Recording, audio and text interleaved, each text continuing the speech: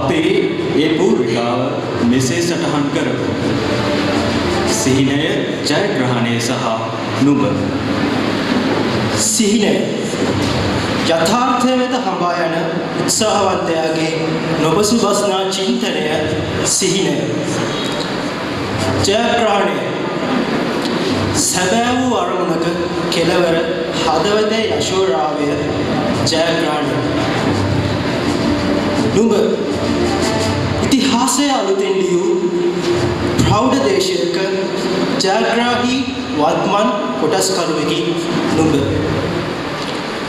ඔබ බිහි වුණේ යම් සිහිනයක් තුළ ඒ ඔබේ දෙමව්පියන්ගේ.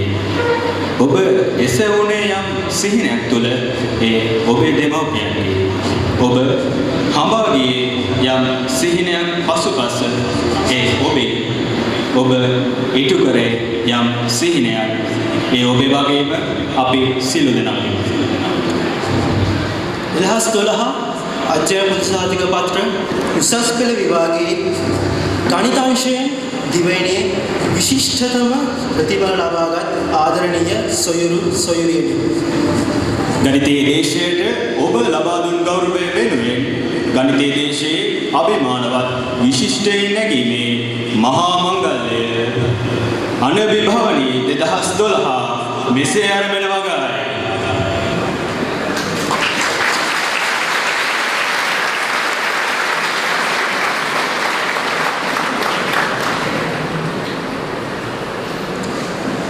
එසේනම් අවසරයි අරඹන්නට අනවිභවනී 2012 අනවිභවනී 2012 මේ උත්සව සභාවේ සියලුම වැඩ කටයුතු ආරම්භ කිරීමට මත්තෙන් චිරාගත සම්ප්‍රදාන කුලව පොල්තෙල් පහන දැල්වීමේ ඒ මහඟු කර්තව්‍යයටයි ඔබ අප දැන් එක්ව සිටින්නේ. ඒ සඳහා පළමුවෙන්ම රෝහණ දේශයේ ගණිතයේ කිරුළ රැගෙන අපේ ආදරණීය ගුරුතුමාණන් ජනක අබේවර්ධන ගුරු පියාණනි ඔබටයි අපගේ ආරාධනය. ඊළඟට අවන්ති අබේවර්ධන මැතිණියනි ඔබතුමියටයි අපගේ ආරාධනය. ජනක අබේවර්ධන ගුරු පියාණන්ගේ දයාබර මෑණියන් වූ විශ්‍රාමලත් ආචාර්යනි කුසුම් විජේසේකර මැතිණියනි ඔබතුමියටයි මාගේ ආරාධනය. අබේවර්ධන මැතිණියගේ දයාබර පියාණන් වූ විශ්‍රාමලත් විදුහල්පති චන්ද්‍රදාස කරුණාරත්න මැතිතුමනි ඔබටයි ආරාධනය. අපගේ විශේෂ ආරාධනය පමණ අනුව සැපැමිණි ජනක අබේවර්ධන ගුරු පියාණන්ගේ ආදරණීය ගුරුතුමන් වන විශ්‍රාමලත් විදුහල්පති අයි සමරසිංහ මැතිතුමනි ඔබටයි ආරාධනය.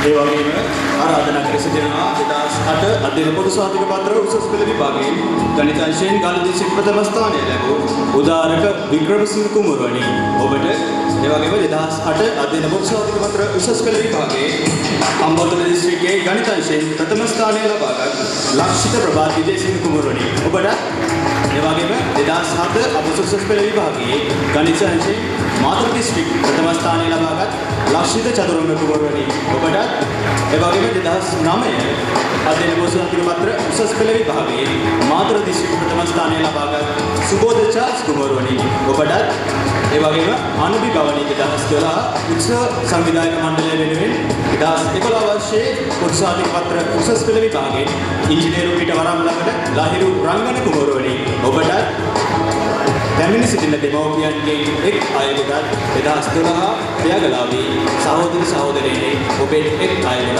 අපි ආරාධනා කර සිටිනවා බෝතල් පාන දැල්වීමෙන් අපහාය වන ලෙස.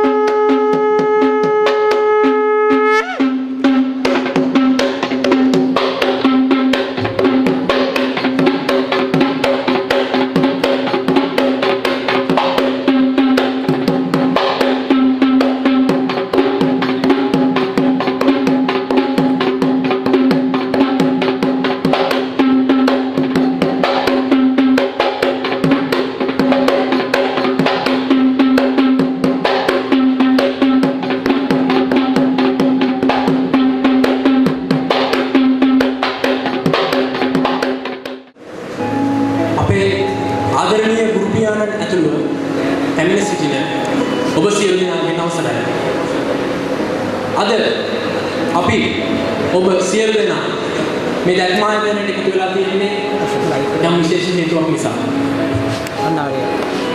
අපි වසර 20ක් තිස්සේ ගොඩනගාගෙන ආපු සිහිනය බලාපොරොත්තුවක් අපිට තිබුණා. අද ඒ සිහිනය අපේ බලාපොරොත්තු නැත්නම් අරමුණු අපි සාක්ෂාත් කරගෙන තියෙනවා. අවුරුදු ගණනාවක් තිස්සේ දකුණට ගණිතයේ නිවි තිබුණු ඒ ස්ථානය අපි නැවත දකුණට අරගෙන ඇවිල්ලා තියෙනවා.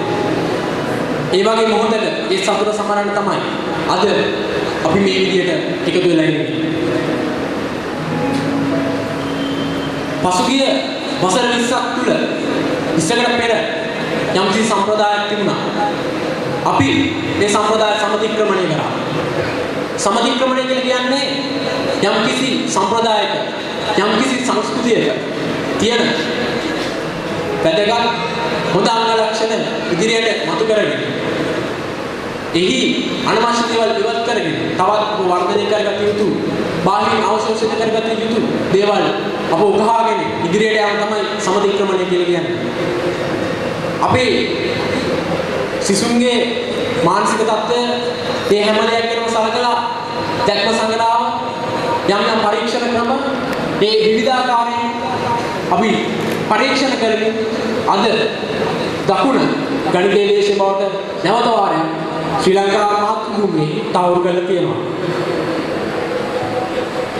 අද මගේ වගකීම වෙලා තියෙන්නේ මේ සතුට සමරන්න ඔබ සියලු දෙනා පිළිගන්න.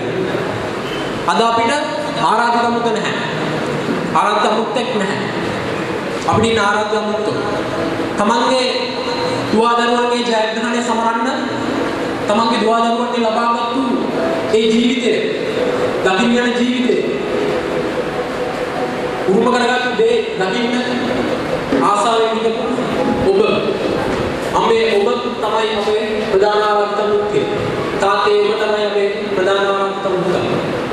ඔබ වෙනුවෙන් තමයි අපි අද මේ විදිහට මේ මාතෘ දක්වා ඇතේට එකතු වෙන්නේ. අපේ ආදරණීය ගුරු පියාණන් ජනකවිවර්ධන ගුරු පියාණන් ඇතුළු එම මැතිනි සහ දරුවන් දෙදෙනා ආදරණීය ගුරු පියාණන්ගේ ගුරුවරයා අයි අමරසිංහ මහතා විශ්‍රාම විදුහල්පතිතුමනි සහ එතුමාගේ ආදරණීය මාමණ්ඩිය වන චන්ද්‍රදාස කරුණාරත්න විශ්‍රාමික විදුහල්පතිතුමා ඇතුළු එතුමාගේ විරිත මේ අවස්ථාවට අප ඉතා සාදරයෙන් පිළිගන්නවා. ඒ වගේම දකුණේ ගණිතයේ සිහිනය දකුණ ගණිතයේ දේශේ බවට පත් කිරීමට දකුණේ ගණිතයේ සිහිනය සාක්ෂාත් කළ ඔබ අපේ සහෝදර සහෝදරියන් සියලු දෙනා මේ අවස්ථාවට ආදරයෙන් ගෞරවයෙන් සහ ඉතා අභිමානත්ව පිළිගන්නවා. ස්තුතියි.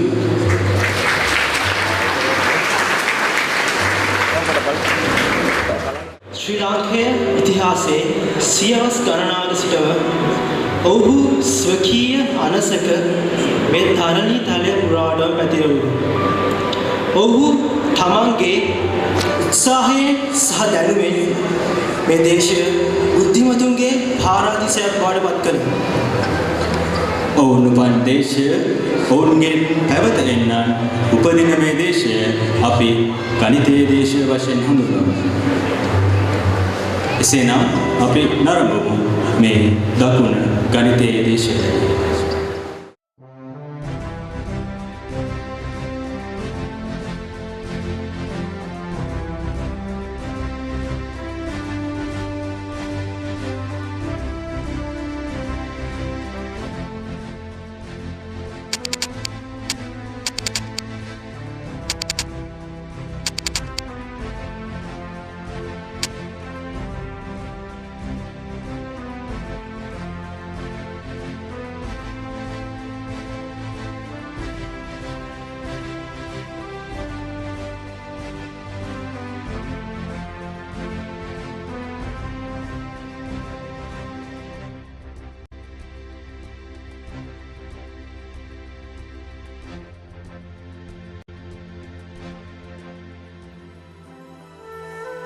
වර්ෂ 2500කට මෙපිටින් විජයාවතරණයෙන් පසු ලාංකේය ඉතිහාසයේ රෝහණ දේශය අද්විතීය භූමිකාවක් රඟ දක්වයි. රෝහණ දේශය හෙවත් දකුණු ලක අන් කවර ප්‍රදේශයකට වඩා අනන්‍යතා පළ කළෙන් එහි දායකත්වය ලාංකේය ඉතිහාසයේ අතිශය වැදගත් විය. මුහුදට විවරව නිර්මාණය වූ මේ භූකලාපය විවිධ ජාතීන්ගේ සම්මිශ්‍රණයන්ට ගොදුරු වෙමින් අතීත උරුමයද රැකගනිමින් කවර අභියෝගයකට වුවද නොබියව මුහුණ දෙන ඔරොත්තු දීමේ ශක්තිය ඇති අභීත ජනකායක් නිර්මාණය කළේය. රටක ජාතික උරුමය විභාග කිරීමේදී ප්‍රාදේශීය වශයෙන් වූ දායකත්වය විශේෂයෙන් විමසිය යුත්තකි. මක්නිසාදයත් ප්‍රාදේශීය වශයෙන් වන එකතුවෙහි ප්‍රතිඵල විසින් ජාතික උරුමය නිර්මාණය කරනු ලබන බැවිනි. මහාචාර්ය චන්ද්‍රසිරි පල්ලියගුරු මහතා පවසන ආකාරයට ලොව ඕනෑම රටක උදාහරණ වශයෙන් චීනය, ඉන්දියාව, වියට්නාමය වැනි රටවල දකුණුපස ජීවත් වන්නන් නිරහංකාර, කාර්යශූර්ය, අවදානමක් ගැනීමට බිය නැති, ඉගෙන කියාගත් ඕනෑම තත්ත්වයකට අනුහුරු වීමේ ශක්තියක් ඇති පිරිසක් වන අතර ලාංකීය දකුණු දේශයේ ජනතාවද එබඳු ලක්ෂණයන්ගෙන් සමන්විත වේ. දේශපාලනික වශයෙන් සලකන කල එදා මෙදා තුර රෝහණ නායකත්වය ලංකා ඉතිහාසයේ තීරණාත්මක සාධකයක් විය. ඉතිහාසයේ පුරා ගොඩ නැගුණු දකුණු දේශයේ ස්ථාවර දේශපාලන පසුබිම ආර්ථික සමෘද්ධියත් සමාජ සංස්කෘතික සංවර්ධනයත් එහි අගය මෙන්ම අනන්‍යතාවද ඉස්මතු කළේය. එනම් දකුණු දේශය බුද්ධිමතුන්ගේ දේශයකි. කීර්තිශ්‍රී රාජසිංහ රජ දවසේ බරණ ගණිතයාගේ සිට වත්මන දක්වා ලාංකේය භූමියේ දකුණ ගණිතයේ දේශය විය.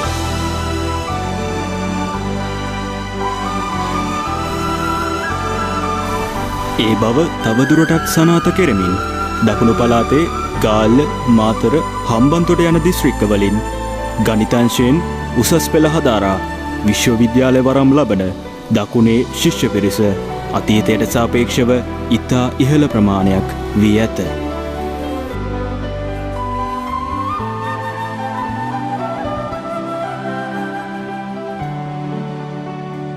පුරාණයේ මාතොට නමින් හැඳින්වුණු මාතර කිහිප අතකින් සුවිශේෂී වේ. දර්ශනීය වෙරළ තීරයකින්ද නගරය මධ්‍යයේ ගලා යන නිල්වලා නදියෙන්ද අලංකාර වූ මාතර නගරය ශ්‍රී ලංකාවේ බිහි වූ බොහෝ ශ්‍රේෂ්ඨ චරිතවල ජන්මභූමිය විය. මාතර ප්‍රදේශය ධෛර්ය සම්පන්න මිනිසුන්ගෙන් පරිපූර්ණ වූවක් යැයි ජනවහරේද පවතී. මුනිදාස කුමාරතුංග, දෙනගම සිරිවර්ධන වැනි ගත්කතුවරුන්ද උපාලි සමූහ ව්‍යාපාරය නිර්මාතෘ වැනි බොහෝ ව්‍යාපාරිකයන්ද මාතරින් බිහිවිය. ශ්‍රේෂ්ඨත්වයේ නගරය නමින් හැඳින්වෙන මාතර මෑත ඉතිහාසයේ ලාංකේය භූමියට සුජාත කළ ඉංජිනේරුවන් බොහෝය.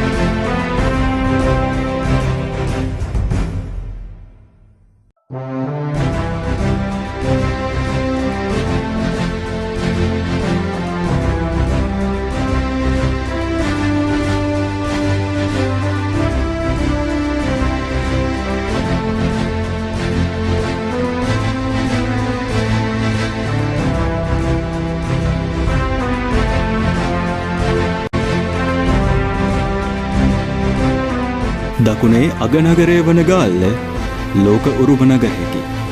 වර්ගසතවුම් හයාමාරක පමණ භූමි භාගයක් පුරා පැතිරී ඇති ගාල්ල පුරාණයේ සිට ප්‍රසිද්ධ වූයේ වෙළඳ නගරයක් ලෙසිනි. ඉන්දියන් සාගරයේ වරායන් අතර විශේෂ පිහිටීමක් ඇති ගාලු වරාය පෙරදිග දියුණු වෙළඳ මධ්‍යස්ථානයක්ද විය. මාටින් වික්‍රමසිංහ සහ C.W. කන්නංගර වැනි උගතුන්ගේ ජන්මභූමියද ගාල්ල පුරවරය විය. එවන් වූ ගාලු පුරවරය මැද අතීතයේ බිහි කළ ඉංජිනේරුවන් ගණන අතිමහත්ය.